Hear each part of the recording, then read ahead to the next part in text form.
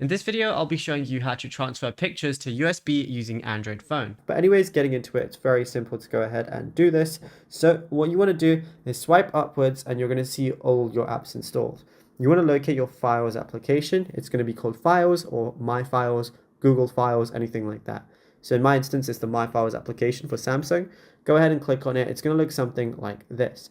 Now over here, you want to select whatever sort of file or image that you want to be transferring over. So let's say I wanted to do an image. What I gotta do is find the image I want to be transferring. So now all I want to do is I can select one image if I want to, like by long pressing on it, or I can select multiple. So let's say I wanted to select multiple right here. I've just selected 3. Now on the bottom left, I'm going to see move as one of the options. If I want to transfer files, I can press move, or if I want to keep them on my phone, but then also put them on the SD card or external hard drive, I could press copy. But if I just wanted to move it, I just press move on the bottom left. And then right now I'm in my internal storage. I want to go over to the second device, which is USB storage 1. It might show up as a name slightly different for you.